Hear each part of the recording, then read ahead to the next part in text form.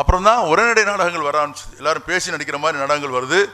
அவர் வந்து சுகுணவிலாச சபை அப்படின்னு ஒரு சபையை நிறுவி நாடகங்கள் நடத்துகிறாரு.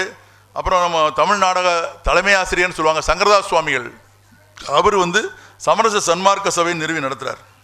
இதுக்கப்புறம் ரொம்ப முக்கியமாக சொல்லக்கூடியது யாருன்னா கண்ணையான் ஒருத்தர் இருக்கிறாரு, அவர் இருக்கட்டும். டிகேஎஸ் பிரதர்கள், தீகா சண்முகம், சாரி டிகேசிங்கிறது நம்ம தீகாசின்னா நம்ம யார் தெரியுமா, தீகா சிவசங்கரன். அவர் வந்து நம்ம வண்ணதாசன் ஐயா காலில் வந்தாங்கல்ல, அவங்க அப்பா. நிறைய பேருக்கு தெரிஞ்சிருக்கு. இந்த கல்லூரிக்கு அடிக்கடி வந்து அதெல்லாம் தெரிஞ்சுக்கலாம். நிறைய அப்படி நடக்கும், கூட்டங்கள் நடக்கும், தெரியப்படுத்துவாங்க.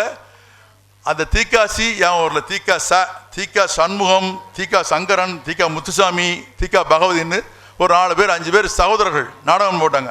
அவர்களுடைய நாடகங்கள் தான் ரொம்ப பிரபலமாக பேசப்பட்டது. அவர்கள் வந்து நாடகங்கள் பிரபலமாச்சு, அவருடைய நாடகங்கள் தான் பிரபலமாச்சு.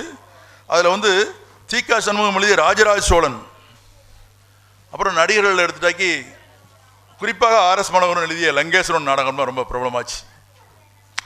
இந்த சிவசிந்தாமணின்னு காப்பியம் கேள்விப்பட்டிருப்பீங்க. அந்த காலகட்டங்களில் சமண பௌத்த அந்த மாதிரி வரும்போது என்ன பண்ணியிருக்காங்கன்னா, நாடகங்களை பற்றி ஒரு நாள், அது வந்து நாடகத்துக்கு இருண்ட காலம்னு சொல்கிறாங்க. இலக்கிய வரலாறு படிச்சிங்கன்னா ஏன் அப்படி சொல்கிறாங்கன்னு சொன்னால், நாடகம்லாம் அசிங்கம், நாடகம்லாம் ஆபசத்தை சொல்லுது சொல்லி தான் எழுதி வச்சுருக்கிறாங்க. சிவசிந்தாமணிலே சொல்லியிருக்கிறாங்க, நாடகங்கள் எல்லாம் வந்து காமத்தை மிகுவிக்கிறது என்று சொல்லி ஒரு குற்றச்சாட்டு எழுந்திருக்கிறது. சிவசிந்தாமணி காலத்தில் எழுந்திருக்கிறது. அந்த காலகட்டத்தில்